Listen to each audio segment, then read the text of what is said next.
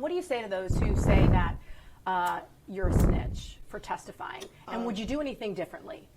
No, I wouldn't do anything differently. Damn, the interview took a left turn. We wasn't even talking about that, miss. It's just it's cowardly. Like when I look at it, I just see hate, right?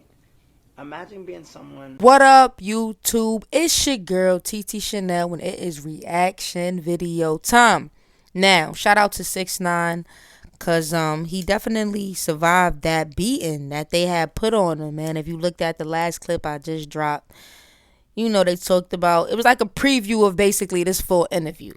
So we about to get into the interview now. I'm excited. Hope you guys are excited. Make sure you hit that subscribe button. We on the road to 1,000 subscribers. Let's go. As well as Cuban singer and songwriter Lenier. What a collaboration. Bori just came out. It's a brand new, beautiful music video that was shot in Cuba. Tell me a little bit about how this collaboration happened. That music video is fire too, by the way. I watched that whole video in a different language, and I just was amazed by the video itself. The give back, it was spiritual, gave hope, just a good vibe overall. And like I just said, I watched the video in a whole different language. In the first place. Well, we have a mutual friend named Bori. The name of the song is Living Legend, in Spanish, Leyenda Viva. And I named it Bori. It has a little bit of his commercial title and of my, branding. Our mutual friend named Bori, the song is about his life, his upbringing in Cuba. And Lenier wrote the song for him about a year ago. They had the song for a while. Bori then tells Lenier he wants me to sing it. So when he presented it to me, the first time I heard the song, the song is nothing I ever done before. Like something very sentimental, something with feeling, soul. And I'm like, how do you expect me to do that? You know what I mean? I can't sing. Those are real vocals. And he was like, try it. So I attempted to record it, and I wasn't too happy with it because I couldn't reach those high notes like Lenier. So I then, he brought us to the studio together, and he has a song that I dedicate to my mom. That's his song. And I told him how much of a big fan I was of his work. And I requested for him to stay on the song with me, if he can help me with it. Mm-hmm. And this was about like 6-7 months ago from current time. And we recorded the song, and we just had it till about, I would say, 2 weeks ago that I decided that I wanted to go through with it. And from a long hiatus from music, put this single out and explain my upbringing, because I identified and I could relate to the record. What message do you hope the lyrics in this song tell people or resonate with people? Different life. Yeah. Different people. Them of the ground, no? Yeah, I guess what he wants to say is that the people that listen to the song, if they can identify to it, they can relate to it, they can see that there's different levels. Poverty exists everywhere in the world. You could be in New York and be homeless. Live in Miami and be homeless, right? Or you could just not be homeless, and there's different. What's that TikTok that's going around? He's a good man, Savannah. He's a good man. Like you can't hate on a person's character. You get what I'm saying? Like, okay, granted, what he did, you got your own opinion on that. All right, fine, right? But the fact that he's able to give back the way he does, we got to give that part of his life some light. We don't never shine light to that part. It's always the negative part. We're right. We already get it. Whatever. He's a snitch. Whatever. We're over that. Let's focus on the idea of humanity. Like, he's a human. How come we never focus on that? I don't know. Drop a comment. Y'all let me know. Levels of being poor.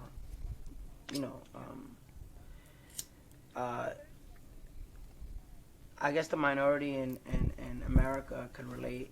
Whether you're on public assistance, Section 8, you're getting government help, food stamps, right? There's just different levels to it. And with this song, we want people to identify with their own story, their own upbringing. And me and him both want people to, feel our pain, feel our struggle through this record. Is that why you then decided to include video of you in the hospital soon after the attack? Yeah. I feel like the translation from Spanish to English is me confessing my sins, me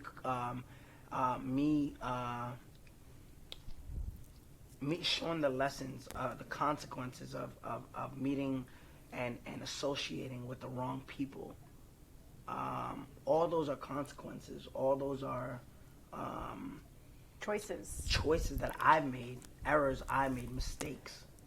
And in that hospital scene, I wanted to show whoever's watching, not just the youth, but it could be anyone, that, no matter what you're going through in life, being in the circumstances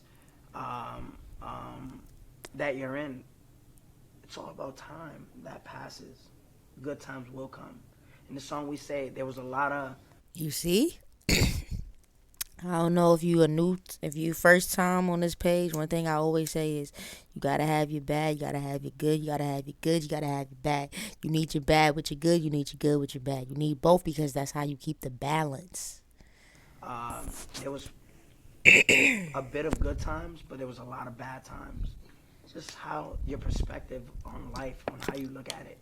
Are you gonna be miserable and say, listen, why, God, why not me? Or why didn't I get this job? Why didn't I win the lotto? Why him, not me? You're never gonna win in life because you're full of hate and you're full of, jealousy. And I feel with this hospital scene, people see just that whatever you're going through, that will pass and your time will come. And we're seeing this video that so many people were really struck by. These guys, 3 men who've now been arrested, father, son included. When you're looking at the video, is it tough to watch? Yeah, I mean, definitely. For me, it was tough to watch because it was so unexpected. No, it was tough to watch for me too, because I done dropped the light. I honestly thought it was over for him, because I'm like, yo, once they catch 6ix9ine, that's it. So that was very hard to watch. And how I say, it's just it's cowardly. Like when I look at it, I just see hate, right? Imagine being someone that has nothing, doesn't know someone from a hole in the wall. They don't know. You see, today is the first day I met you. I'll give you an example. Today's the first day that I meet you. I don't know you from anywhere. I could have heard something about you that I may have an opinion on, but I don't know you to hate you. You know what I mean? I might just have an opinion on you, which is fine. Everyone's entitled to an opinion. Does that give me the right to attack? Nah. It's 2023. Everyone is entitled to their opinion, but you gotta learn to watch your mouth. Like they say in Australia, don't be lippy.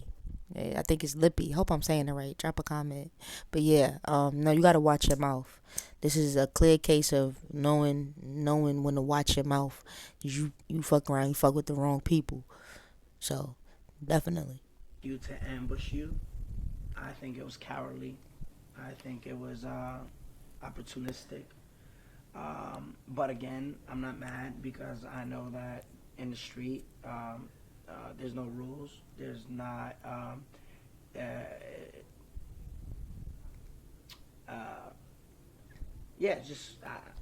I'm lost for words because you can't blame them. They saw an opportunity and they took it. But do you think that they were there?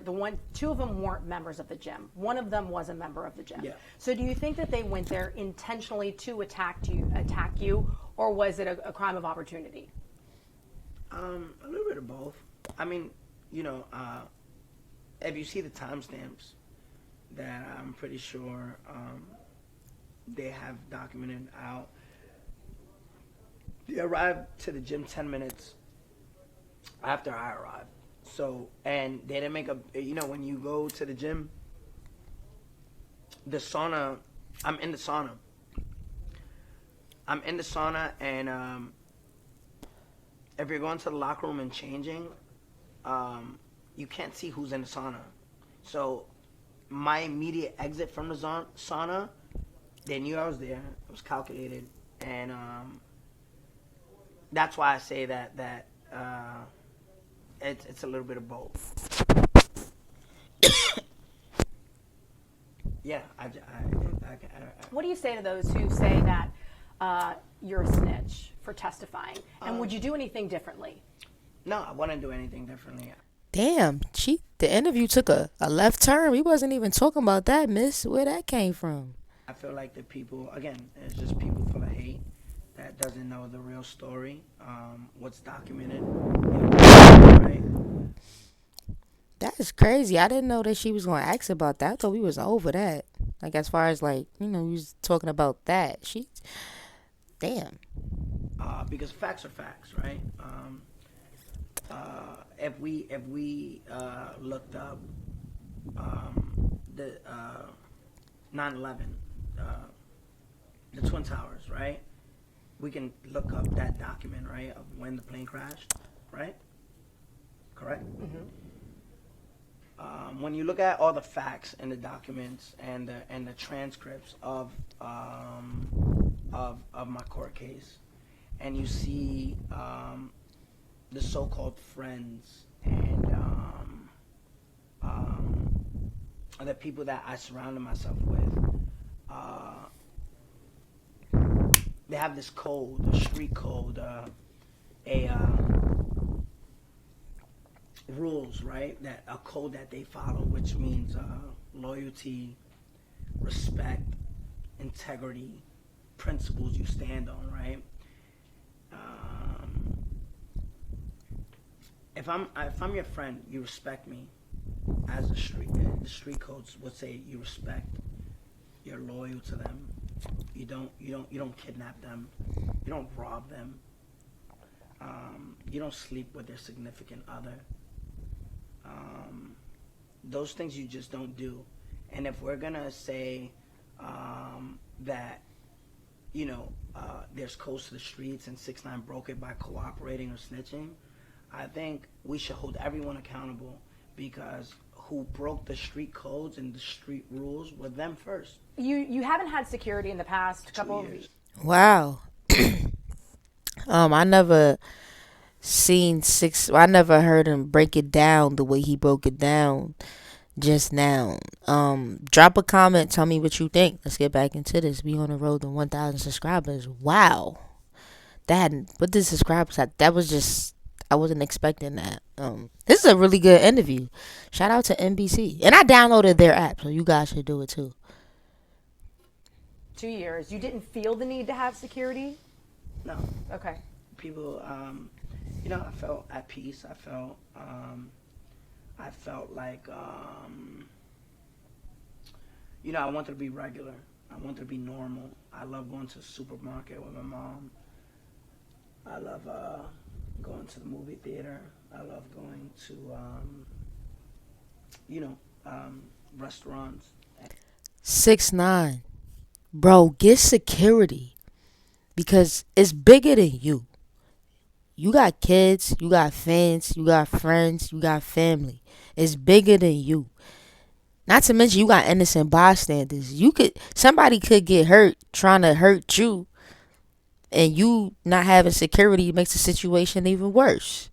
So, let's get back into the interview. But y'all drop a comment, tell me what you think. And not have to say, oh, let me wait for a security team to come. I'll just go and do it. I am security. And my security. You are security then. So now do you feel as though you need to have security? No. I mean, no. Does anything change for you? No, nothing changes at all. Nothing changes. I feel like that's just a very selfish movie. I drop a comment and tell me what y'all think. This is life. I'm not feared to live it. I'm not scared to live my life. If I was scared, I would have took the witness protection.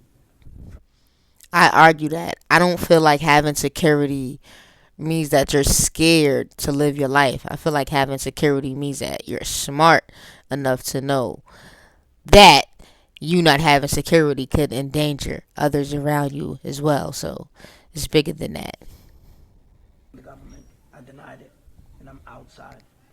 My car's outside. It's a rainbow painted Lambo. I'm not hiding from anyone. And do you plan to sue? Damn, I'm a lesbian. I better get a rainbow. I want a rainbow painted Lamborghini. Yo, hit subscribe and share this video so I could. I would never do that. I'm sorry. I'm so cheap. I would not. I might get a rainbow BMW. I might do that. Yeah, so hit subscribe so I can get a rainbow BMW. I mean, yeah, I'm thinking about it. Yeah. The gym? Yes. For what? The guys, you mentioned that the guys didn't have memberships. So it's pretty obvious. Tell us of the Okay. extent, by the way, of the injury. Wait, I gotta bring that back a little bit. Okay. Denied it, and I'm outside. My car's outside. It's a rainbow painted Lambo. I'm not hiding from anyone. And do you plan to sue? Yeah, I mean, yeah, I'm thinking about it. Yeah. The gym? Yes. For what? The guys, you mentioned that the guys didn't have memberships. So it's pretty obvious. Tell us of the extent, by the way, of the injuries. We see a little bit, but tell us what you're experiencing. It was just a lot of contusions to my face, jaw, ribs. I was stood in the house for 4 days under not morphine. It was I don't know. It was just injecting me with things.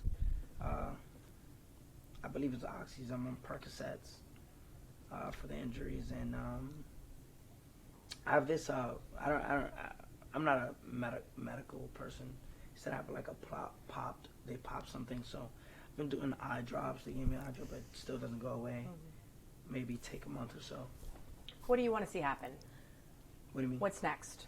Oh, nothing. Just focus on my career, focus on my happiness, and New music. yeah, new music, push forward. You hope this is a moment that you can capitalize on, essentially turning, lemons to lemonade?